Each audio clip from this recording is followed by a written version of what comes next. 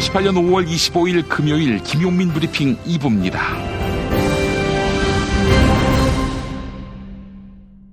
먼저 오늘 새벽에 나온 종합일간지 헤드라인 살펴보겠습니다. 이슈가 하나인데 세 토막으로 나눠서 소개합니다. 먼저 경향신문, 트럼프 지금은 부적절, 북미 회담 전격 취소. 국민일보, 트럼프 6.12 북미 정상회담 전격 취소. 동아일보, 트럼프 김정은과 6월 정상회담 취소. 이런 제목입니다. 도널드 트럼프 미국 대통령이 다음 달 12일로 예정됐던 조미 정상회담을 전격 취소했습니다.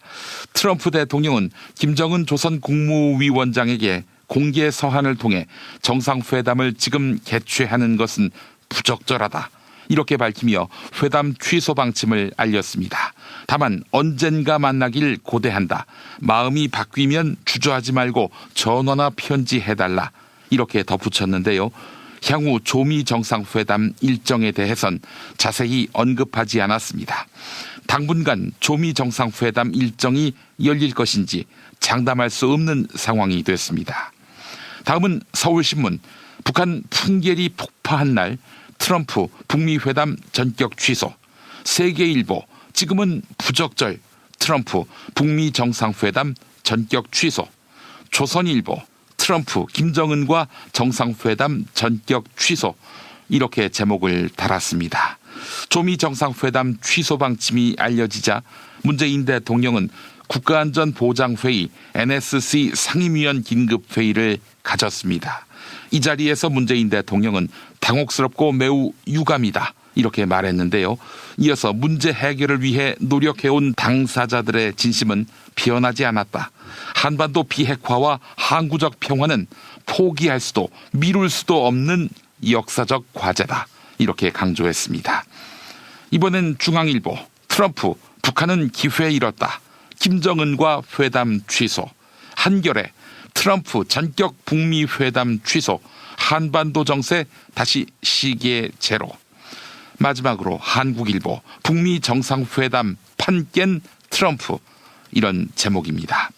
조선이 풍계리 핵실험장을 폐기함과 동시에 미국이 정상회담을 취소했다는 점은 향후 조선과 미국의 불신을 심화시키는 요소가 될 수 있다, 이런 분석이 나옵니다. 조선 입장에서는 정상회담 자체를 지렛대 삼아 열매만 따먹었다, 이런 반발이 나올 수 있습니다. 다만 정상회담 논의가 재개될 가능성은 여전히 남아 있습니다. 트럼프 대통령은 조미 정상회담은 다음 달 12일 또는 그 이후에라도 열릴 가능성이 있다. 북한의 건설적인 대응을 기다린다, 이렇게 밝히면서 대화의 여지를 남겼기 때문입니다. 오늘의 헤드라인 살펴봤습니다. 충남 금산의 넓은 인삼밭, 정성농장을 일군 농부아버지 이정열 씨. 자연은 노력한 만큼 내어준다. 그 자연의 마음을 알기에 정성농장을 더불어 일구는 아들 이성규 씨도 아버지에게 배운 것처럼 정직하고 또 성실하게. 정성농장 홍삼은 인삼 재배부터 가공 판매까지 모두 책임지고 있습니다. 그래서 대한민국 1등 품질을 자부합니다. 검색창에 정성농장 홍삼을 검색해주세요. 정성농장 홍삼. 전화문의는 010-9754-6972. 다이어트는 결국 먹는 게 문제다! 문제긴 하지. 매끼 식단 챙기기도 번거롭고 빼도 금세 다시 찌고. 아직도 몰라? 비타샵 다이어트를 해봐. 안 그래도 궁금했는데 어떻게 뺀 거야? 몇 개월 한 거야? 몸에는 안 나빠? 물어 뭐래. 비타샵 가봐. 같이 해. 1522-6648 혹은 비타샵을 검색해주세요. 도보다리 정상회담 시간에 새싹당 콩차를 한 잔씩 드셨다면 얼마나 좋았을까.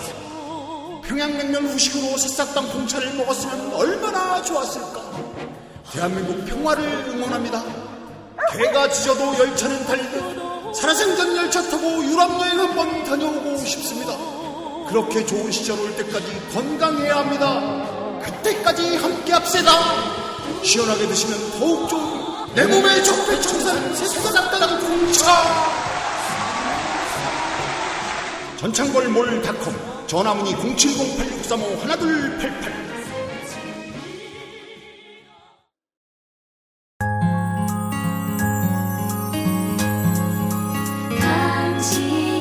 정직한 뉴스 보좌관 김용민과 주파수를 맞춘다. 새로운 아침 특별한 선택 김용민의 뉴스 브리핑. 김용민의 뉴스 브리핑. 도널드 트럼프 미국 대통령이 조미 정상회담을 취소한다고 밝혔습니다.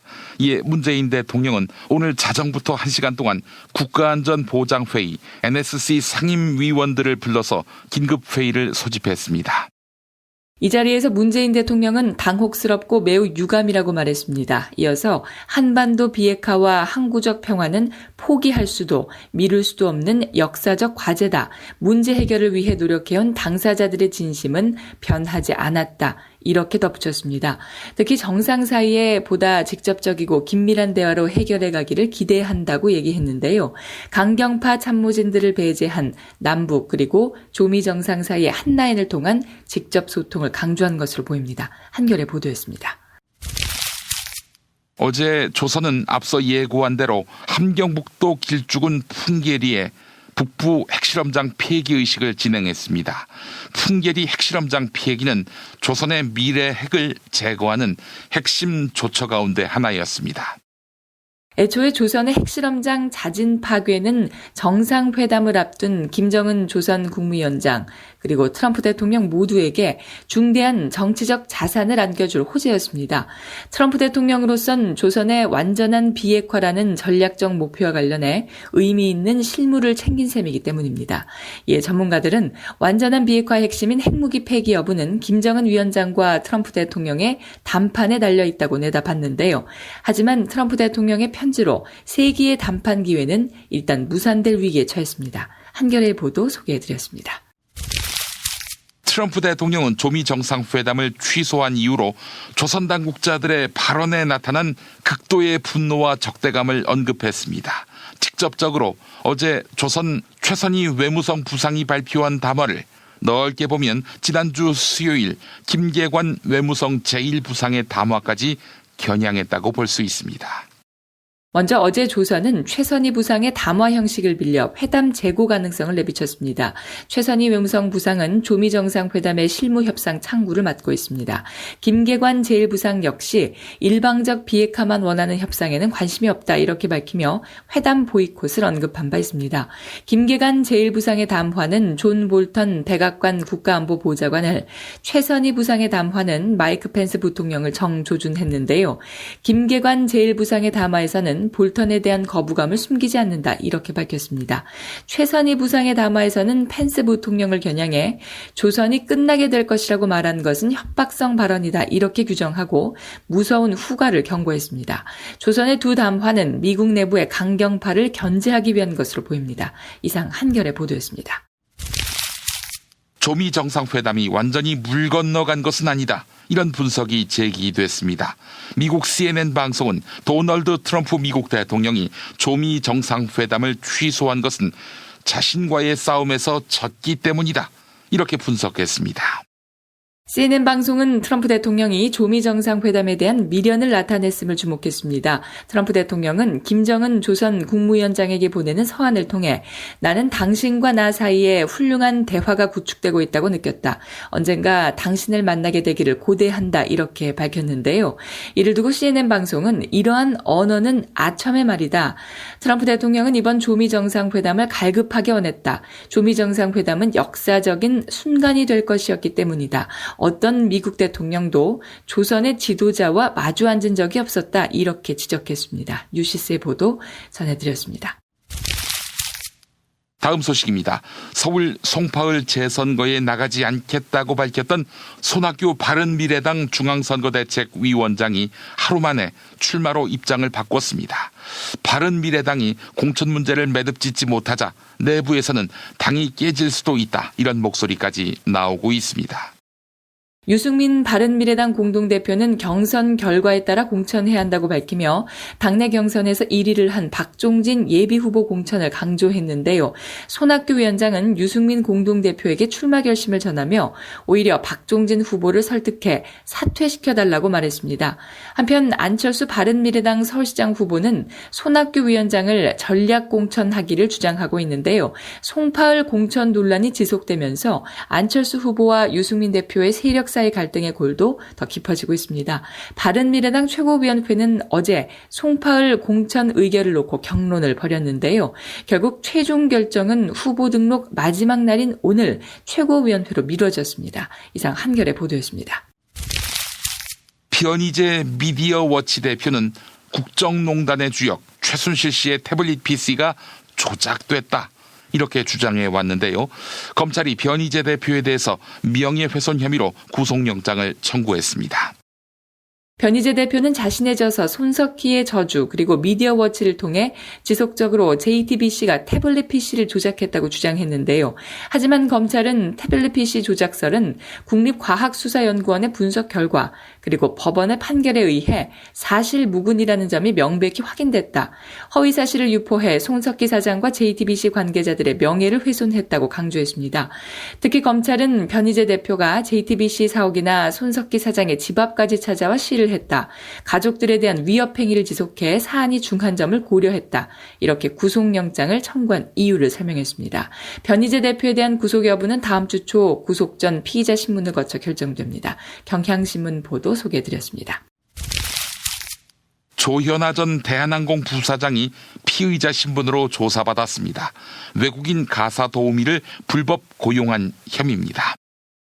조현아 전 부사장은 어제 법무부 산하 서울출입국 외국인청 이민특수조사대에서 피의자 조사를 받았습니다. 출입국 관리법을 위반한 혐의입니다. 조현아 전 부사장은 어머니인 이명희 이루재단 이사장과 함께 필리핀 국정에 가사도우미 20명을 불법 입국시킨 혐의를 받고 있습니다. 대한항공 희위 지점을 이용해 가사도우미들을 연수생으로 위장 취업시킨 뒤 불법 입국시켰다는 겁니다. 조사를 받으러 들어가기 전 조현아 전 부사장과 기자들의 일문일답 들어보시죠. 무리를 일으켜 죄송합니다. 어머니 이명희 씨도 같은 혐의로 연루돼 있는데 어떻게 생각하십니까? 동생분 물컵 논란도 있는데 그에 대해서는 어떻게 생각하세요? 땅콩회항 이후 3년 만에 포토라인 다시 쓰셨는데 국민들께 한 말씀만 부탁드립니다. 죄송합니다. 출입국 당국조사에서 조현아 전 부사장은 혐의를 어느 정도 인정한 것으로 전해졌습니다. 이상은 경향신문 보도였습니다. 문재인 대통령이 발의한 개헌안이 야당의 투표 거부로 투표 불성립 처리됐습니다. 자유한국당은 아예 본회의에 참석하지 않았고 바른미래당과 민주평화당 그리고 정의당은 본회의에 참석했지만 표결에 참여하지는 않았습니다. 결국 더불어민주당이 단독 표결에 나섰지만 의결 기준을 채우지는 못했습니다. 개헌 정족수 192명에 한참 못 미친 114명만 투표해 개표도 진행하지 못한 겁니다. 청와대는 절호의 기회를 놓쳤다며 야당을 거세게 비판했습니다. 김의겸 청와대 대변인의 브리핑 들어보시죠.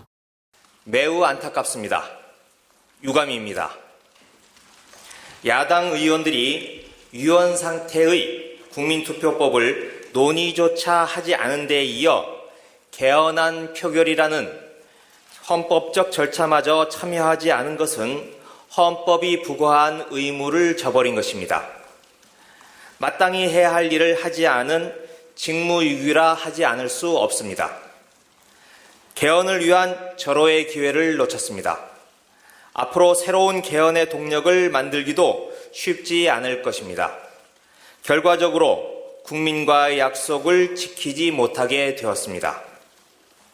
그래도 정부는 대통령이 발의한 개헌안의 취지가 국정 운영에 반영되도록 힘쓰겠습니다. 법과 제도, 예산으로서 개헌의 정신을 살려나가겠습니다. 국회 헌법개정특별위원회 활동 시한이 아직 한 달 정도 남아있지만 개헌안 논의는 이미 멈춘 상태입니다. 개헌 논의의 동력 확보도 쉽지 않아서 정치권의 개헌 약속도 헛구호로 끝날 공산이 큽니다. SBS의 보도 소개해드렸습니다. 김용민 8. 손학규 징크스라는 말씀 혹시 들어봤습니까? 2007년 대선부터 내리 3번 당내 경선에서 2등을 했다는 점. 우선 2007년 대통합민주신당 대통령 후보자로 기호 4번 정동영 후보자가 당선됐음을 선포합니다. 2위인 손학규 후보와는 예상 외에 많은 표차로 승리했습니다. 2012년 기호 4번 문재인 후보가 당선됐음을 선포합니다. 문 후보는 13개 지역 경선에서 모두 이기며 2위 손학규 후보를 큰 차이로 제쳤습니다. 2017년 안철수 후보가 선출되었음을 선포합니다. 안철수 후보가 85.4%를 득표하며 손학규 후보 12.4%, 박주선 후보 2.2%에 그쳤습니다. 이보다 더 큰 징크스는 이렇게 손학규를 이기고 본선에 진출한 당내 후보는 항상 낙선했다는 점. 우선 2007년 한나라당의 이명박 후보가 제17대 대통령으로 당선됐습니다. 2위인 정동영 후보와는 532만여 표, 22.6%포인트 차로 역대 최다 득표차를 기록했습니다. 2012년 새누리당 박근혜 후보가 제18대 대통령에 당선됐습니다. 1,469만 표를 얻은 문재인 후보를 108만 표, 3.5%포인트 차로 따돌렸습니다. 2017년은 어떻게 됐을까? 대한민국 19대 대통령의 문재인 더불어민주당 후보가 당선됐습니다. 550만 표가 넘는 역대 최대 표 차이로 1위를 차지하면서 정권 교체에 성공했습니다. 문 당선인의 득표율은 41.1%, 24%를 차지한 홍준표 후보가 2위, 안철수, 유승민, 심상정 후보가 뒤를 잇고 있습니다.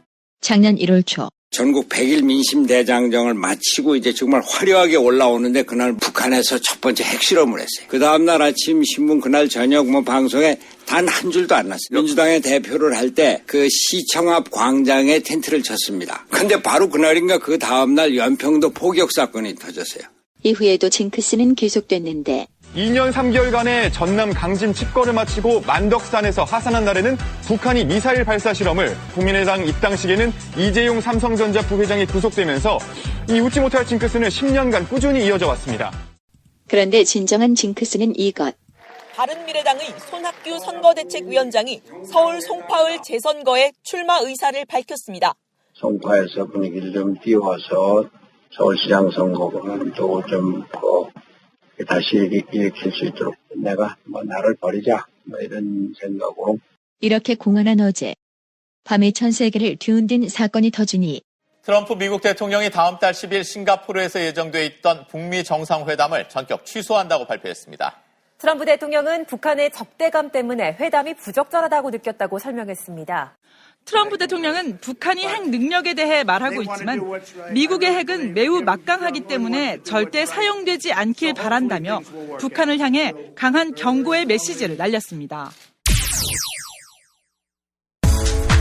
운전자를 위한 꿀팁 7,000원 운전자 보험 카페. 알고 계세요? 교통사고가 나면 형사합의금, 벌금, 변호사 비용 이거 자동차 보험에서는 보장 못해요. 운전자 상해까지도 책임져 드리는 7,000원 운전자 보험 카페. 버스, 택시, 트럭 등 영업용 차량 운전자를 위한 12,500원 운전자 보험 카페도 있습니다. 실손, 부모님 건강, 자녀 보험도 안내해 드립니다.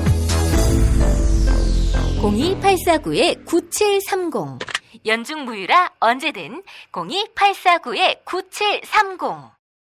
아이고 무릎이야. 주사도 맞고 무릎 보호대도 이것저것 써봤는데 효과가 없네. 무릎펜 몰라? 무릎펜? 무릎펜이라고 이번에 새로 나온 무릎 관절 보호대야. 우리 부모님도 무릎펜 사용하시고 운동하는 재미에 푹 빠지셨어. 어디서 살 수 있어? 네이버에서 무릎펜을 검색 후 쇼핑몰에서 구매하시고 상담은 010-2255-4489 최 과장을 찾아주세요. 차장님, 아직도 받은 명함 일일이 휴대폰에 저장하세요? 스마트폰으로 찍기만 하면 바로 입력해주는 리멤버가 있잖아요. 부장님, 아직도 명함첩 쓰세요? 리멤버에서는 이름이나 회사만 검색하면 바로 명함을 찾을 수 있다고요. 대한민국 대기업 임원 2명 중 1명이 사용하는 국민 명함 앱 리멤버. 지금 바로 다운받으세요.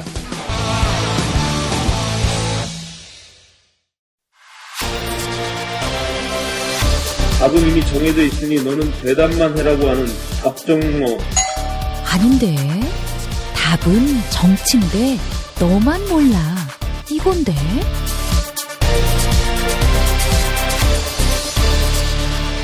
국민보좌관 김성회의 답정너.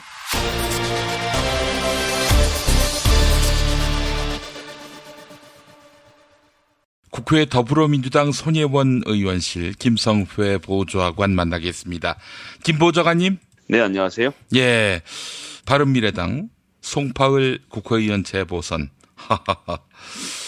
만덕산의 정기를 받은 손학규 전 대표가 출마를 선언했군요. 네, 그렇습니다. 송파라는 지역적 특성, 제가 송파에 살고 계신 유권자들 비하할 의도는 전혀 없습니다만, 어쨌든 송파라는 지역적 특성을 놓고 보면 여기가 분당하고 여러 가지 면에서 결이 좀 비슷합니다. 그러니까 메인 강남은 아니지만 강남에 가깝고, 그리고 소득 수준이나 자녀들에 대한 교육열 이런 것들도 굉장히 높은 동네이고요. 국회의원들 이제 선출한 지금까지 과정을 쭉 봤을 때도 진보적이라기보다는 보수적인 성향을 보였던, 특히 이제 여기가 이제 컬러로 놓고 보면 사실 바른미래당의 컬러하고 아주 잘 맞는, 뭔가 좀 중도적이고 보수적인 이미지를 갖고 있는 그런 지역이었거든요. 그래서 민주당 입장에서는 사실은 상당히 다루기 어려운 지역 중에 하나였습니다. 예. 최근에 문재인 대통령의 당선 이후 민주당의 지지율이 날로 치솟고 있기 때문에 조금 달라진 측면이 있지만, 기본적으로는 민주당에 이렇게 호락호락한 지역이 아니었거든요. 예. 지난번 한명숙 총리가 서울시장 출마했을 때도 사실 서초, 강남, 송파 세 군데서 이긴 걸로 나머지 22개 구를 이긴 것을 뒤집어서 오세훈 후보가 당선됐던 그런 일도 있었고요. 예. 그래서 손학규 후보가 분당에서 이미 한 차례 승리했던 경험이 있기 때문에 분당과 결이 같은 송파라고 한다면, 바른미래당이라고 한다면 한번 해볼 만하겠다라는 생각을 충분히 했을 법한 그런 지역이죠. 그리고 제가 들은 바로는 바른미래당의 자체 여론조사 결과상 지금으로부터 한 열흘쯤 전에 이미 조사를 해봤다고 하는 건데, 거기에서 손학규 후보가 1등으로 이기는 것으로 나왔다라는 이야기가 있어요. 예, 그런데 이제 바른미래당 자체 조사였고, 바른미래당에서 그 조사하신 분, 제가 지금 여기 성함 말씀드리기 좀 곤란한데, 여하튼 이렇게 잘 맞추는 분이 아니라서 반신반의하고 있었는데, 정치공학적으로 접근해서 이러저러 하면 이길 수 있다라는 조건을 본 거죠. 그 결과를 안철수 후보가 이미 보고를 받은 상태였던 거고. 그렇다고 하면 손학규 후보로 한번 가볼까라는 생각이 나왔던 것은 벌써 좀 된 이야기고요. 예. 그런데 이제 중요한 것은, 저는 손학규 후보가 자격이 없거나 할 수는 없는 사람이라고 생각하지 않습니다. 그런데 최근까지 고사를 넘어서서 절대 할 일 없다는 얘기를 해왔던 거 아니겠습니까? 예. 그리고 지금 현재 나와 있는 우리 박종진 후보에게 이야기도 했었지 않습니까? 자기는 나갈 생각이 전혀 없으니 그런 걸 하지 말라는 식의 이야기들을 해서 정리가 되는가 싶었는데, 갑자기 태도가 지금 돌변한 것 아니겠습니까? 예. 이렇게 하면 박종진 예비후보도 예비후보지만 당의 기본적인 규율이 없는 거거든요. 그러니까 당이 전략공천을 꽂을 수 있습니다. 왜 안 되겠습니까? 전략공천이 당연히 필요하고, 후보가 부족하거나 그 지역에서 경선하고 있는 사람들이 여러 가지로 문제가 있으면 그건 다른 사람을 투입하거나 이런 것을 당 중앙이 결정할 수 있죠. 예. 그거는 당에게 주어진 권리이고, 당이라는 것이 개개인의 모임이 아니라 조직이기 때문에 그런 조직적 결단과 희생이 있을 수 있다고 생각하지만, 이거는 남의 당이라 이렇게 말씀드리긴 좀 그렇지만 개싸움에 가깝지 않습니까? 예. 선거 등록을 코앞에 두고 출마를 하니 많이 하고 싸우다가 끝까지 재다가 잘 안 되는 사람들인데, 이제 손학규 후보가 대표적인 경우고, 지금 이 순간에도 박종진이랑 어떻게 보면 본인하고는 정치적 체급이 전혀 안 맞는 사람하고의 싸움이었으면 여론조사 결과를 봤을 때 일주일 전에 자기가 출마하겠다고 정리를 해버렸었어야죠.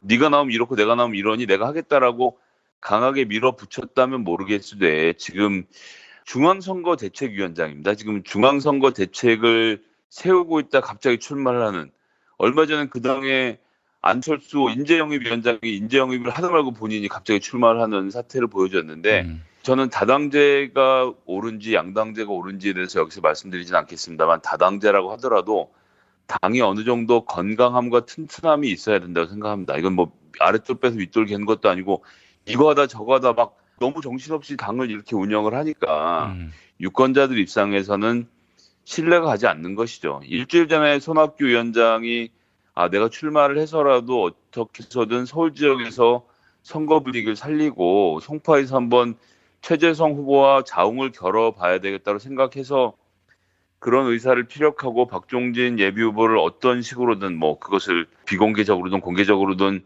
주저앉혔다면 모르겠으되 이렇게 끝까지 분쟁을 하는 형태로 가서 이제는 유승민 대표가 알아서 하세요라고 이제 던져놓고 지금 이러고 있는 모습은 글쎄요. 지난주에 손학규 위원장이 송파을에 출마하면 당선이 될 수도 있다는 여론조사가 나왔을 수도 있겠다 생각을 하는데 이미 지나간 버스에 대고 손 흔드는 것이 아닌가.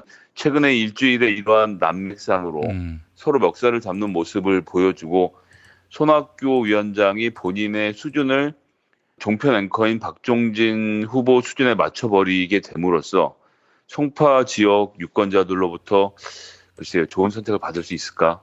그렇게 되는 것은 좀 어렵지 않을까라는 생각이 들게 되네요. 그래요. 아이고, 손학규 전 대표께서 뭐 정치 현실에서 품위 차리고 그러는 것이 뭐 적합해 보이진 않겠지만 뭐랄까 점점 정치적 몸값이 떨어져 간다는 느낌을 지울 수 없게 만드는데 이거 어떻게 해야 됩니까? 애진작 출마를 할 것 같았으면 애진작 준비를 해서 나갔었어야죠. 이렇게 끝까지 순간까지 미루다가 이제 와서 또 방향을 돌려버리니 당 내에서도 그렇고 안팎으로 지지하는 사람들을 찾기 어렵고요. 이것이 결국 저는 바른미래당의 도로 분당 사태를 야기할 수 있는 그런 지점이라고 보여지고 유승민 대표를 포함해서 소위 바른미래당의 지지자들, 지금 이제 안철수의 본질을 알았다 뭐 이러면서 자기들끼리 게시판에 글을 쓰고 굉장히 분노해 계시던데요. 저는 뭐 그런 것들이 쌓이면 참 안철수 후보가 이번 서울시장 선거 어떻게든 2등을 하고 손학규 후보를 송파을에서 당선시키고 그렇게 되면 이렇게 저렇게 해서 권력을 유지해서 다음번에 자유한국당까지 같이 합쳐서 내가 대권 주자가 돼야지 라고 세웠던 계획에 상당한 차질을 빚는 악수가 될 것으로 전 좀 예상해 보겠습니다. 예. 유승민 대표가 여기에 순순히 동의할까요? 그럴 이유가 없죠. 무슨 까닭이 그래야 하겠습니까? 저는 뭐 그럴 리 없다고 생각하고요. 박종진 예비후보 입장에서 굉장히 억울한 상황이기 때문에 결코 이게 이렇게 쉽사리 무마가 될 것이라고 보여지지 않습니다. 당 중앙에 명이 서는 당 같으면 어떤 식으로 수습을 하겠지만 지금 이 당에서 누가 누구의 말을 듣겠습니까? 중앙선거대책위원장이 자기가 출마하겠다고 여태까지 열심히 듣던 예비후보한테 비키라고 하는데 예비후보가 네 알겠습니다라고 비킬 수 있는 상황일까요? 그렇진 않은 것 같습니다. 그러면 어떻게 되는 겁니까? 이게 전략공천이 되려면 유승민 대표의 동의가 있어야 할 텐데 동의 없이 가자니 또 경선을 또 한번 치렀단 말이죠. 그래서 박종진 후보가 2위로 올라섰는데 재경선을 치르는 겁니까? 이거 어떻게 되는 거예요, 이게? 그러니까 잘 모르겠으니까 유승민 대표가 결정하라고 안철수 후보가 떠밀어 넣은 형국이죠. 예. 하지만 이대로 추진되지 않았을 경우는 뭐 비상한 조치를 취하겠다고 아마 내부적으로는 이야기를 하고 있을 것 같고요. 이 당의 미래는 정말 전망하기가 어렵네요. 근데 이제 후보 등록 기간이 시작됐잖아요. 네. 그래서 어제 오늘 중으로는 정해야 되기 때문에 뭔가 내부에서 대책이 생기겠죠. 근데 어떻게 할지는 지금 이 방송을 들으시는 순간에는 결정됐을 수도 있는데 뭐 도저히 예측이 불가네요. 만약에 이제 전략공천으로 결정이 된다면 박종진 후보는 출마도 못하는 거 아니에요? 그렇습니다. 이게 국민의 세금으로 먹고 사는 공당이 이런 식으로 유권자들 우롱하는 공천을 사사롭게 하는 안철수 후보가 지금까지 쭉 보여왔던 몇 년간의 활동을 쭉 다시 돌이켜보면 모든 것이 개인의 결단이었거든요. 예. 당의 결정이라든지 조직적으로 하고 말고를 정하는 부분이 전혀 없었다는 것이 다시 한번 좀 새삼 떠오르고요. 이런 식으로는 이게 정당 정치 기본이 저는 안 돼 있다는 생각, 그리고 어떤 일정한 사이즈 이상의 당을 운영할 수 없기 때문에 자꾸 다당제 얘기하면서 한 20-30명만 데리고 다니는 게 아닌가라는 의심이 좀 들 지경이네요. 그래요. 이러다가 안철수 후보도 낙방하고 손학규 후보도 낙방한다면은 이건 뭐 정말 최악의 참패가 되는 양상이고, 이건 뭐 손학규는 말할 것도 없고 안철수 후보에게도 정치적 미래가 전혀 안 보이는 그런 상황이 되는 거 아닙니까? 나중에 뭐 지방선거 이후에 보수 진영 재개편이 있더라도 안철수에게 정치적 기회라는 것이 과연 있겠는가 하는 그런 의문도 들고요.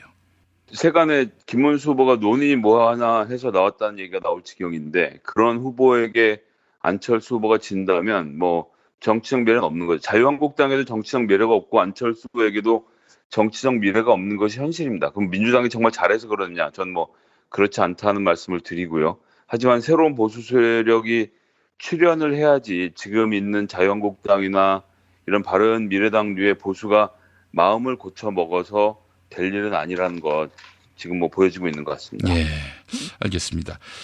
자, 그나저나 어제 국회에서 문재인 대통령의 개헌안이 결국 처리가 못 됐습니다. 이대로 그럼 접히는 겁니까? 네, 뭐 일단은 그렇게 됐습니다. 이젠 기회 놓쳐버린 것으로 보여지고요. 이 국면에선 분명히 하나 짚고 넘어가야 하는 것은 지방자치 선거 때 개헌을 하자라고 하는 것은 여야 공히 모든 대선 후보의 공약이었습니다. 그리고 그 시기가 가장 좋다는 것이 누가 대통령이 되기 전에 이미 정한 것이었고, 그 누가 대통령이 되기 전에도 대부분의 사람들은 문재인 후보가 당선될 걸 알고 있는 상황 아니었습니까? 예. 그런 상황에서 지방자치 선거 때 같이 하자라고 말했던 것은 지켰어야죠. 다만 자유한국당과 바른미래당이 예측 못했던 것은 문재인 대통령이 이렇게까지 잘할 줄 몰랐던 거죠. 이렇게까지 오랜 기간 동안 대통령에 대한 지지도가 콘크리트처럼 유지되는, 소위 말하는 뭐 우스갯소리로 80% 박스권에 갇혀 있는 이런 지지도를 보일 거라는 예상을 못했다는 것은 뭐 본인들의 잘못이겠죠. 여간에 본인들이 지자체 선거 때 개헌을 하자고 해놓고 지자체 선거 때 개헌을 하자고 하니까 왜 지자체 선거 때 개헌을 하려고 하느냐, 정략적인 것 아니냐라는 말을 하는 것은 정말 본인이 너무 부끄럽지 않을지, 이건 전적으로는 야당의 잘못이라고 보고요. 이런 것에까지 양비론에 물을 타서 야당을 설득하지 못한 민주당의 잘못이다. 이게 말이 되는 얘기입니까? 이 이상 어떻게 양보를 합니까? 네. 제가 민주당 구성원이라서가 아니라 우리 청취자분들이 한번 객관적으로 판단해 보시면 청취자분들에게 홍영표 원내대표를 포함해서 민주당 의원들이 얼마나 많은 욕을 먹고 있습니까? 너무 많은 것을 내주고 있다, 너무 많은 것을 타협하고 있다라고 욕을 먹고 있고, 하지만 저는 말씀드리지만 어쨌든 원내 정치라는 것은 자유한국당과 바른미래당과 정의당과 민주평화당이라는 엄연한 파트너가 있기 때문에 이 사람들에게 내줄 것을 내주면서 정치를 할 수밖에 없는 현실에 대해 말씀드렸는데, 여하튼 그렇게 지지자들의 이탈을 불러올 정도로 양보를 하고 협의를 해가면서 했는데 이 이상 뭐를 설득하라는 건지, 이런 상황에서도 야당을 설득하지 않은 여당에 대한 양비론을 들고 나오는 이런 전문가 집단들, 저는 정말 솔직히 말씀드려 꼴 보기 싫고요. 그렇게 평론하면 안 됩니다. 전 이번 일에 대해서만큼은 민주당이 아무런 잘못이 없다고 생각하고요. 이렇게 상황을 만든 모든 책임은 전적으로 야당에게 있다. 자기들이 해놓은 대선 공약도 지키지 않는 그런 집단이라는 점을 드러냈을 뿐이다라는 말씀드리고, 그렇기 때문에 철회하지 않고 끝까지 안을 추진했던 청와대와 민주당은 저는 당연히 할 도리를 했다라고 밖에 말씀 못 드리겠습니다. 이렇게 해서 30년 만에 개헌할 수 있는 기회를 차버렸는데, 근데 사실 뭐 6월 13일에 국회의원 재보선 12군데 여기서 선거 결과가 나와서 그동안 간당간당했던 1당과 2당의 격차가 더 벌어지는 양상이 되더라도 이게 뭐 과반 지위가 달라지는 것도 아니고 또 개헌선의 의석을 확보하는 것도 아니고요. 자유한국당이 보다 더 깽판을 놓을 가능성이 높다는 점, 모든 국민들의 그 인식 아니겠어요? 이래서 2년 동안 어떻게 더 이 국회를 바라봐야 하는 건지, 국회 해산론에 더 힘이 실리는 것은 아닌가 하는 그런 전망도 가능할 것 같아요.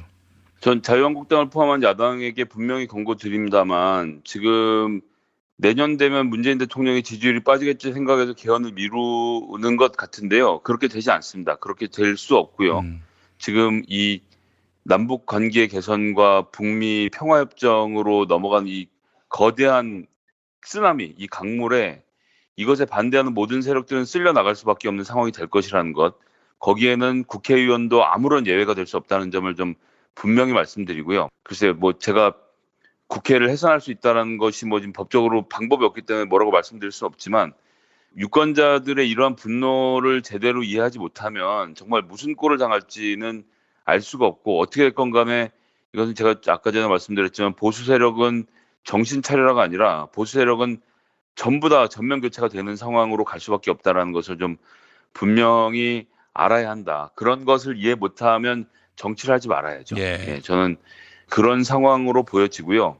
청와대에서도 어제 발표를 했습니다만 헌법에 있는 정신들을 행정부에서 구현할 수 있는 것들을 구현하겠다라는 선언을 했지 않습니까? 입법 부한 사람으로서 너무나도 부끄럽고요. 저는 문재인 대통령이 행정 권력과 함께 국민들의 인권을 높이고 헌법 정신을 구현하려고 했던 것들을 세세하게 구현해 나갈 것이라는 것에는 뭐 한치의 흔들림 없는 믿음을 갖고 있는데 이러한 역사적 흐름에 입법부가 함께하지 못한다는 것 자체가 비록 결정직 공무원의 한 사람이지만 정말 부끄러움을 감출 수 없고요. 어쨌든 이렇게 하고 있는 국회를 반드시 개혁해야 한다는 것, 뭐 말 그대로 판가를 해야 하는 것인데 현실적으로 국회 예산이 어렵다고 하더라도 2년밖에 총선이 남지 않았습니다. 2년이 굉장히 긴 기간 같지만 벌써 국회 절반이 흘러온 것이거든요. 그렇기 때문에 저희가 좀 이러한 흐름을 잘 유지하면서 결국은 국회 권력을 교체하는 일까지 결코 긴장의 끈을 놓지 말아야겠다는 생각을 한 번 더 해봅니다. 예, 지금 국민들이 얼마나 분노하고 있는지를 알게 할 방법이 없을까요? 그러거나 말거나 2년 후면은 대통령 지지율이 떨어지고 현재 보수 야당에게 기회가 있을 거라는 뭐 근거 없는 그런 낙관. 이 낙관이 사실 그들을 지금 막무가내의 정치를 하게 만드는 이유 아니겠어요? 네, 그렇습니다. 그러나 남북관계 개선이 돼서 더 이상 색깔론으로 국민들을 호도할 수 없게 되면 자유한국당이 발을 붙일 수 있는 곳은 단 한 평도 없을 것이라고 저는 장담하겠습니다. 예, 그 전에 좀 생각을 바꾸고 행동을 바꿔야 할 텐데. 하여간 뭐 야당 걱정해봤습니다. 자, 김성애 보좌관님 오늘 말씀 잘 들었습니다. 네, 감사합니다. 야, 근데 홍어가 진짜 그렇게 몸에 좋아? 아니 끝내준다니까. 근데 비싸지? 열나 싸고 열나 맛있는 홍어가 있다니까. 어디? 알싸한 홍어. 네이버 검색창에 알싸한 홍어를 검색하시고 1599-6456 전화 주문도 가능합니다. 허리가 아파요. 아랫배가 나와요. 골반이 바로 서야 건강도 아름다움도 바로 섭니다. 바디로직을 입으세요. 토크밴드의 입체적인 탄력이 틀어진 골반을 바로잡습니다. 간편하고 확실한 골반 교정 타이즈 바디로직. 어렵사리 화장실에 마주하고 보니 왜 학문에 그렇게 힘을 주었나? 힘을 주었다 하면 안 되겠구나. 야, 스르륵 나왔다 해야지. 미궁 장사랑에서 만나보시라요. 한쪽물이나 단체 선물이 필요할 때 이왕이면 우리 편 회사 네피아를 찾아주세요. 인터넷 검색창에 네피아를 치시거나 032-519-4800으로 전화주시면 친절하게 상담해드립니다. 그런데 상품은 뭔가요? 네피아를 가서 고르세요. 3만 가지가 넘는 물품이 있어요. 탈모인가 예비 탈모 여러분, 저희 제품 꼭 쓰세요. 그 고통을 알기에 최대한 싸게 팝니다. 이제 탈모약 써도 괜찮다고요? 같이 쓰면 부작용 없이 2배 효과입니다. 이미 모발 이식했다고요? 그럼 더 싸게 오래 유지해야죠. 아직 젊고 두피도 반짝거리지 않는다면 100% 뿌리 깊은 샴푸 두피 영양제 1566-7871. 허위 매물에서 우리의 가족과 이웃을 지키는 더불어중고차. 더불어중고차는 직영정비소를 운영하여 판매부터 수리까지 최고의 서비스를 제공합니다. 카카오톡 검색창에 더불어중고차를 검색하시거나 1661-3363으로 전화주세요.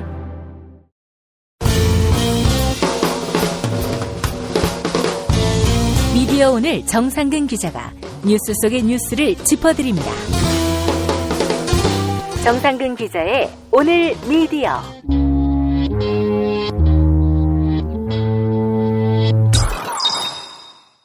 정상근 기자 나와 계시죠? 네, 안녕하십니까. 예, 오늘 어떤 이야기부터 해볼까요? 네, 먼저 부산일보 상황을 말씀을 드리고자 합니다. 부산일보? 네네. 부산일보에서 또 싸움이 시작이 됐는데, 지난 2012년에 박근혜가 차기 대통령으로 유력하던 상황에서 정수정학회하고 한번 부산일보가 세게 붙은 적이 있었어요. 정수정학회가 부산일보의 가장 큰 대주주였죠. 그래서 경영에서 손을 떼라 뭐 이렇게 하면서 한번 싸움이 붙었었는데, 그 이후로 이제 최근에 다시 부산일보에서 싸움이 벌어졌습니다. 아무래도 좀 지방이어서 서울 쪽 관심은 좀 덜한 것 같더라고요. 최근 부산일보가 다시 논란이 된 이유는 부산일보의 사장 때문이에요. 네. 현 부산일보 사장이 안병길 씨라고 하는데, 이 안병길 씨의 부인인 박문자 씨가 지금 자유한국당 부산 시의원으로 출마를 했기 때문입니다. 게다가 공천을 또 받았어요. 이 부산 해운대구 제1선거구인데 어쨌든 자유한국당 시의원 후보로 나가게 된 거죠. 박문자 씨가 뭐 시의원에 출마하는 거야 뭐 자기 자유고 뭐 그럴 수 있는데, 이 문제는 남편이 부산일보 사장이라는 데 있는 거죠. 예. 부산일보는 이 지방신문 중에서는 최대 발행 부수를 자랑하는 부산의 대표 신문사고, 예.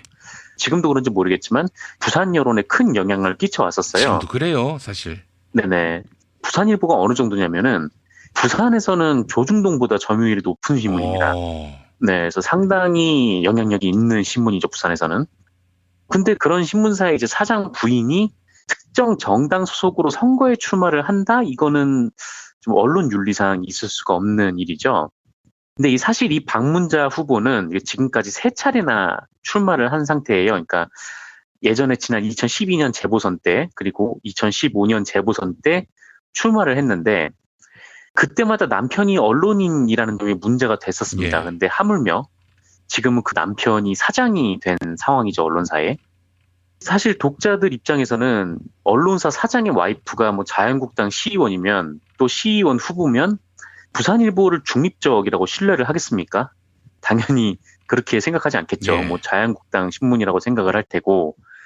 그러면 그 피해는 이 사장 와이프의 선거 출마와는 전혀 상관이 없는 기자들이 고스란히 그대로 입게 되는 겁니다. 예. 그래서 이 부산일보 기자들이 반발하고 나섰어요. 사장 부인의 출마 소식이 알려지자 부산일보 노조가 성명을 냈는데 조금만 좀 읽어보겠습니다. 지역 정가와 언론계에서 심판의 부인이 경기장에 직접 뛰어든 꼴이라고 희화를 한다. 사장 가족에겐 가문의 영광일진 모르지만 우리의 심정은 참담하다. 배우자 출마로 본보의 선거 보도는 우리 의지와 상관없이 오해받게 됐다. 한국당을 제외한 다른 정당들은 불리한 보도가 나오면 제 식구 감싼다며 비난할 것이고, 한국당은 되레 역차별을 받는다고 볼멘소리를 낼 것이다. 이렇게 냈는데 당연한 말이죠. 그래서 뭐 이런 상황에서는 뭐 박문자 씨가 후보를 사퇴를 하든지, 뭐 안병길 씨가 부산일보 사장을 사퇴를 하든지 해야 되는데, 안병길 사장은 전혀 그럴 생각이 없는 모양이더라고요. 그래서 이게 논란이 되자 사내 게시판에 이런 글을 남겼는데, 뭐 그것도 잠깐만 읽어보겠습니다. 설득과 만류도 하고 극단적인 엄포도 놔봤지만 소용없었다. 교육자로서 제도 개선을 통해 교육과 저출산 문제 해결에 기여하고 싶다는 그녀의 삶과 꿈을 차마 좌절시킬 수 없었다. 우리는 그 어떤 언론사보다 공정보도 시스템이 잘 작동하고 있다. 어떤 정당도 후보도 잘못이 있다면 사정없이 보도하시면 된다. 현실화되지 않은 걱정과 우려만으로 대외투쟁이나 정치 쟁점화하는 것은 모두에게 도움이 되지 않는다. 네, 이렇게 얘기를 했습니다. 지금 이거는 그 부산일보 사장의 와이프가 자유한국당에 공천 신청을 했다고 비판하는 노조를 정치적으로 비난하는 거라고 보여지는데, 그러면서 대외투쟁을 하는 걸 모두에게 도움이 되지 않는다라고 하는데, 대체 뭐가 모두에게 도움이 안 되는지 잘 모르겠습니다. 사실 자기 와이프가 출마하는 거는 뭐 본인 말고 누구한테 도움이나 됩니까? 뭐 아니, 그러니까 사실은 공직자가 된단 말이죠. 당선이 돼서.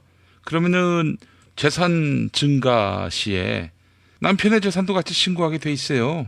네, 그렇죠. 부인이 별개의 존재가 아닌 거예요. 자기하고 한 몸입니다. 그래서 특수관계로서 항상 엄중한 검증과 감독의 대상이 되는 건데, 그 사람과 나는 별개다. 그 사람의 정치적 선택에 대해서 내가 뭘 할 수 없다. 말이 안 되는 얘기죠. 그 언론인이 뭐 이런 개념도 잘 모른다는 건 말이 안 되는 거죠. 그렇습니다. 뭐 말이 안 되는 거고 한 명의 기자여도 이게 문제가 될 수 있는 소지가 있는데 이게 언론사의 사장이라면 더 큰 지위에 있는 거 아닙니까? 그렇죠. 거의 대부분 신문사가 사장이 발행인이 되는 거니까요. 그래서 지금 부산일보 기자들은 1인 시위를 계속 벌이고 있는 것 같더라고요. 뭐 노조를 포함해서요. 그리고 또 지난 23일에는 결의대회를 전국 언론 노조하고 함께 열기도 했습니다. 그래서 이 기자협회 보도에 따르면 이 지금 4층 편집국 앞에 부산일보 게시판이 있는데 여기에는 노조 그리고 한국기자협회 부산일보 지회 그리고 기자들의 연명 서명으로 빼곡히 채워져 있다고 하더라고요. 그리고 여기에는 이제 막내 기수에서 새 기수까지 이렇게 기자 10명도 같이 이름을 걸었다고 합니다. 그래서 막내들까지 이렇게 나서고 있는데 좀 사장이 결단을 해가지고 시의원 후보로 사퇴를 하든 본인이 사장에서 나가든 더 이상 좀 부산일보 얼굴에 좀 똥칠하진 않았으면 좋겠다는 생각이 듭니다. 예, 알겠습니다. 자, 부산일보 상황이었고요. 자, 다음 소식은요. 네, TV조선 소식 하나 전해드리겠습니다. 지금 부인이 들어오신 모양이죠? 네네. 출마하는지 물어봐 주세요. 출마해? 출마해? 어디에? 선거에. 나? 응. 하고 싶어. 네, 하고 싶다고 전해달랍니다. 알겠습니다. 아이고, 너무 궁금했습니다. 예. 자, 다음 소식 전해 주십시오. 네, TV조선 소식 하나 전해드리겠습니다. 뭐 다들 알고 계신 거긴 한데요. 최근 소식이 좀 업데이트돼서요. 얼마 전에 이 TV조선이 북한이 풍계리 핵실험장 폐기 장면을 취재하러 오는 외신에 1만 달러, 그러니까 우리 돈으로 한 1,000만 원가량을 요구했다는 보도가 나온 적이 있었잖아요. 그래서 요거를 뭐 지난 19일 첫 번째 보도로 비중 있게 보도를 했는데 TV조선은 이 보도에 뭐 단독을 달았고 보도 안에는 1만 달러는 사증을 발급하는 데 드는 돈일 뿐 전체적으로 보면 풍계리 취재에는 1인당 3만 달러, 그러니까 한 3,300만 원 정도를 요구를 한 거다 이게 보도를 했습니다. 이 보도를 한 사람은 엄성섭 기자였고요. 근데 이거는 완전히 오보로 드러났죠. 그렇죠. 이게 확인하기가 너무 쉬운 거여서 뭐 KBS, SBS, JTBC, 한겨레, 경향 다 확인해서 기사를 썼습니다.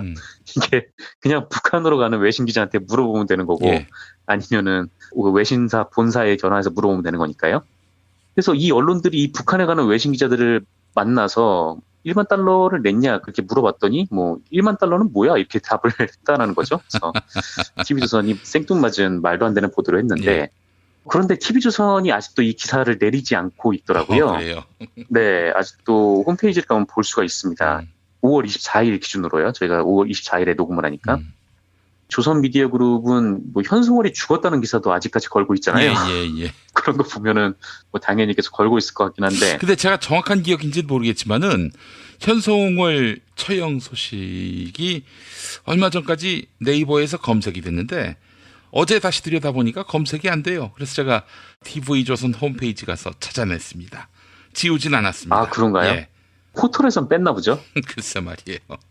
어쨌든 뭐 그렇게 해가지고 계속 기사를 내리지 않고 있는데 그 오히려 뭐 TV조선 메인 뉴스를 보니까 뭐 기사를 내리기는커녕 화요일에 그러니까 취재진이 북한으로 가는 게 확정이 되기 이전까지 베이징에 우리 취재진이 왜 갔냐, 뭐 옳은 행동이었냐, 북한이 안 받겠다 했는데 왜 베이징까지 갔냐, 이건 두고두고 문제가 될 수 있다, 뭐 이런 개소리를 계속 하더라고요. 그러다가 뭐 갑자기 뭐 통미봉남 뭐 그런 얘기를 꺼내기도 하고요. 그래서 아마 뭐 이 TV조선이 뭐 이거를 계속 모른 척하고 넘어가려고 하는 것 같은데 그러다 보니까 23일에 SBS가 TV조선에 직접 물어본 모양입니다. 그래서 아니 대체 1만 달러는 어디서 나온 겁니까? 이렇게 뭐 물어본 모양인데 TV조선이 하는 얘기가 그 외신을 보고 쓴 기사는 아니다. 그리고 신뢰할 만한 취재원을 충분히 취재했다. 네, 이렇게 얘기를 하더라고요. 그 참 한심한 일입니다. 외신을 보고 쓴 것은 아니다. 아니 어느 외신이 그걸 보도하겠어요. 사실이 아닌데. 그리고 또 하나 신뢰할 만한 취재진이라고 했는데 도대체 조선일보에게 신뢰할 수 있는 취재원이 누굽니까? 지금까지 조선일보가 북한 관련해서 무책임한 오보를 생산해낸 것이 한두 군데가 아닌데 아니 그런데 신뢰할 만한 취재원? 자기들한테나 신뢰할 만한 취재원일 수 있을지는 모르겠지만 그 신뢰할 만한 취재원이 어떤 성격이고 어떤 종류고 또 어떤 역할을 했고 아니 뭐 이런 일들에 대해서 객관적으로 설명하지 못하면서 무슨 신뢰할 만한 아니 자기들이 무슨 배명진이에요? 네, 어쨌든 좀 의아한 부분이 좀 많죠. 이들이 신뢰하면 신뢰하다라고 말할 수 있는 겁니까? 그래서 미디어오늘도 엄성석 기자를 인터뷰를 했는데 신뢰할 만한 취재원을 대상으로 충분히 취재해서 보도한 것이다, 뭐 이렇게 얘기는 했어요. 근데 이 TV조선의 보도를 쭉 보면은 어디서 듣고 쓴 건지가 나와 있습니다. 네. TV조선 보도를 보면 1만 달러 얘기의 출처로 외신 기자들에 따르면이라는 말이 나옵니다. 네. 그래서 외신 기자들의 얘기를 듣고 이렇게 썼다는 건데 상식적으로 이게 만약에 외신 기자들의 얘기를 듣는다라고 하면은 북한에 직접 가는 외신 기자들의 얘기를 들어야 되는 거잖아요. 네. 근데 북한에 직접 가는 외신 기자들은 다른 매체, 뭐 SBS나 뭐 JTBC나 뭐 한겨레나 이런 데 취재에 뭐 우리는 1만 달러 들어본 적도 없다라고 얘기를 했단 말이죠. 그러면은 TV조선한테 우린 받았어라고 해놓고 다른 매체인 우린 그런 거 몰라라고 했을 리는 없으니까 그렇게 되면은 둘 중에 하나인 거죠. 거기를 가지 않는 외신 기자이거나 아니면은 뭐 외신 기자가 아닌데 외신 기자들에 따르면이라고 했거나 네, 이렇게 뭐 둘 중에 하나가 되는 것 같아요. 네. 그래서 사실 뭐 아까 말씀하신 대로 이게 뭐 취재원을 공개하라 뭐 이렇게 얘기를 할 수는 없는 건데 그렇다고 해도 이게 너무 황당한 오보여가지고 출처가 좀 궁금해지긴 하죠. 그래서 이게 만약에 취재원을 정말 못 가겠다 싶으면은 이게 오보로 드러난 이상 사과를 해야 되는 거 아닙니까? 그리고 저는 오보가 드러났을 때 기사를 지우는 것보다 그거를 남겨놓고 대신 그 기사에 뭐 이 기사는 오보입니다 뭐 이렇게 하는 게 더 낫다라고 저는 생각을 하는데 그런 거라도 좀 남겨놔야 되지 않나 싶은 생각이 좀 들더라고요. 그래서 괜히 아무도 모르는 취재원 핑계대지 말고 최소한 직접 가는 기자들에 대한 확인은 안 했으니까 이런 부실 보도에 대해서는 뭐 공식적으로 사과해야 되지 않나 그런 생각도 들었습니다. 예, 알겠습니다. 자, 다음 소식은요. 네, MBC가 최승호 사장 취임 이후에 과거 청산 작업을 시작하지 않았습니까? 이제 KBS도 과거 청산 작업이 시작이 되는 것 같습니다. KBS가 이명박 박근혜 정부 시절 KBS에서 발생한 불공정 보도 그리고 부당징계, 제작 자율성 침해에 대한 진상규명 등을 맡을 진실과 미래위원회라는 거를 다음 달에 출범시킨다고 하더라고요. 그래서 이 위원회는 정필모 부사장이 직접 위원장을 맡을 예정이고 23일 열렸던 KBS 이사회에서 이와 관련된 보고를 했다고 합니다. 그래서 여기에 나온 바에 따르면 이 진실과 미래위원회는 진실 소위, 미래 소위, 그리고 성평등 소위 이렇게 세 개의 소위원회로 이뤄질 예정이고 진실 소위에서는 뭐 그동안 KBS에서 일어났던 불공정 보도, 방송, 부당징계, 인사전행, 제작 자율성 침해 이런 사례들을 조사를 하고 그다음에 미래 소위에서는 KBS의 외주 제작과 비정규직 관행 개선을 위한 대안을 마련을 한다고 하고요. 성평등 소위에서는 KBS에서 일어났던 성폭력 사건들을 조사하고 뭐 성평등한 조직 문화를 위한 제도 마련을 한다고 합니다. 그리고 이 위원회는 KBS 내부 위원 그리고 언론계, 여성계, 법률계, 학계 등의 추천을 받은 이 외부 위원 등으로 한 10명 정도로 꾸려진다고 하고요. 또 실무단도 별도로 구성을 한다고 하더라고요. 그래서 아마 이 30일에 열리는 정기이사회에서 이 위원회 설치 안건이 의결이 되고 이제 바로 시행이 될 것으로 보이는데 부디 KBS도 과거를 잘 청산을 해서 새롭게 나아가기를 기원하겠습니다. 과거에 대한 처절한 반성이 있어야 새 출발도 빛이 나는 겁니다. 과거에 대한 처절한 반성 없이 그냥 뭐 그때 일은 뭐 그럴 수도 있는 일이고 부끄러우니 언급하지 말자 하고 넘어가 버리면은 그 시절이 다시 돌아옵니다. 그렇기 때문에 경찰, 검찰, 국정원, 국세청 등 이런 권력기관의 처절한 반성, 참회 그리고 거듭남에 대한 그런 대국민 공헌 이런 거 없이 그냥 넘어간다? 다시 과거로 돌아갈 생각을 가진 자들이 절대 다수인 집단임을 인증하는 것입니다. 용서해서는 안 되겠죠. 자, 그런 의미에서 보면은 연합뉴스 그냥 뭐 대충 넘어갔어요. 뭐 국민에게 제대로 된 사과도 없고 경영진만 교체해야 되는 상황인데 이래서는 국민의 신망을 얻을 길이 없을 것입니다. 아울러 기자사회로부터도 지금 벌써 손가락질을 받고 있지 않습니까? 네, 그렇죠. 풍계리 취재진 그것 때문에요. 네, 그렇습니다. 자, 연합뉴스도 주의 깊게 보겠습니다. 예. 자, 정상근 기자님 오늘 수고하셨습니다. 네, 감사합니다.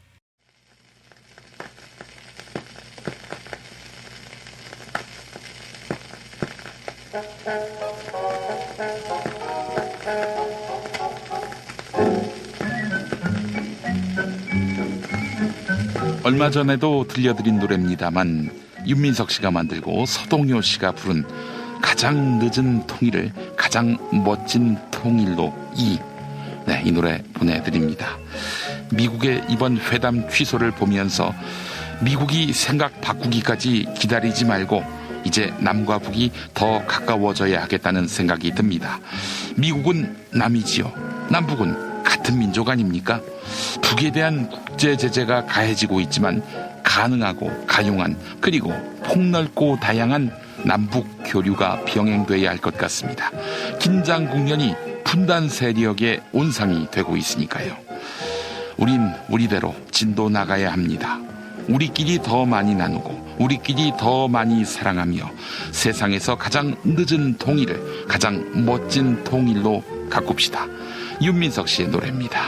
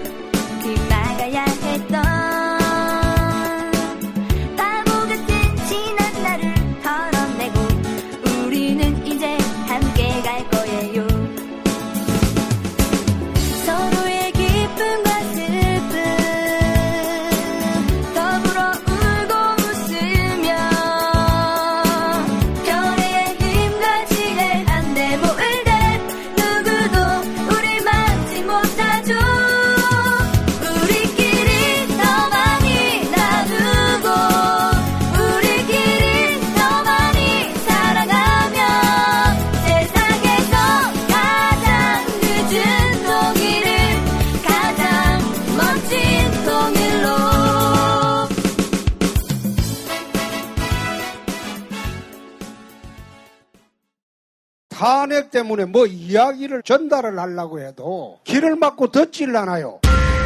패족 수준으로 쪼그라든 한국 보수. 회생의 길은 과연 있을까? 변화된 정치 환경, 갈 길 잃은 보수에게 새로운 희망을 제시한다. 애국 보수의 화려한 부활과 집권을 위한 본격 가이드. 김용민의 신간, 보수를 지켜라. 진중권도 투표하는 보수 정당. 광주에서도 일당이 될 수 있는 보수 정당. 젊은이들의 입당이 줄을 잇는 보수 정당. 언제까지 민주당 정의당을 부러워만 할 것인가? 부러우면 진다니까? 자유한국당 당원 김용민이 쓴 보수를 지켜라. 이김에서 나왔습니다.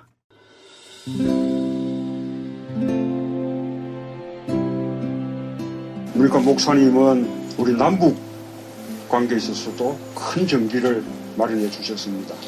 늦봄 문익환 목사 탄생 100주년. 민주화와 통일운동을 위해 11년 4개월간 옥고를 마다하지 않은 행동하는 양심. 오늘 우리가 누리고 있는 이 민주주의 또 문익환 목사님 덕분이 아주 큽니다. 그가 24년 동안 살았던 서울 강북구 인수복로 통일의 집이 6월 1일 문익환 통일의 집 박물관으로 거듭납니다. 사람들이 이렇게 항상 북적북적 이렇게 했던 공간이라 아버지한테만 아니라 우리 모두들한테 굉장히 큰 의미가 있는 통일의 역사를 기억하며 통일의 길을 모색하는 문익환 통일의 집 박물관 기념사업 추진위원으로 함께해 주시겠습니까? 이건 단지 어떤 유가족들의 유산이 아니라 우리 시대가 가지고 있는 유산이기 때문에 자세한 안내는 포털 사이트에서 문익환 통일의 집을 입력해 주세요.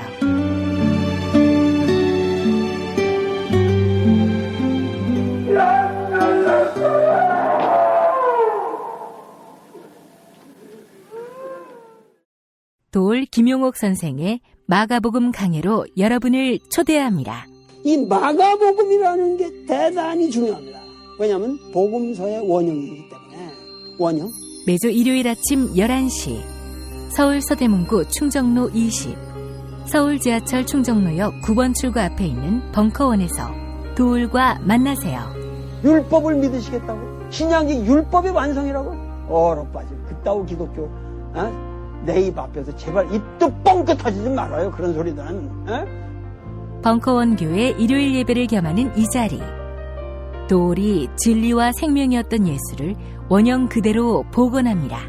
그 십자가를 과감하게 걸머지고 돌아가신 예수를 말하지 아니하고 믿으면 너는 금방 축복받을 일만 남았다. 이게 한국 목사들 99%의 거짓말 설교예요. 도울의 마가복음 설교는 따로 녹화 녹음되지 않으며 현장에서만 만나실 수 있습니다. 이한승님, 네, 김용민 페이스북에 남긴 글입니다. 이럴 바엔 미국 패싱하고 우리 민족끼리 해결하면 안 될까요? 라고 하셨습니다. 박인정님, 역시 페이스북에다가 평화를 가져오는 게 정말 힘들군요. 절체절명의 기회가 물거품이 된 것 같아 맥빠집니다. 네, 모든 국민의 마음이겠죠. 낙심하지 말고 길고 즐기게 나갑시다. 오늘만 날이 아니잖아요. 김용민 브리핑 5월 25일 금요일 방송 들어주신 여러분 감사합니다. 힘냅시다. 내일 아침 토요 스페셜에서 다시 뵙겠습니다.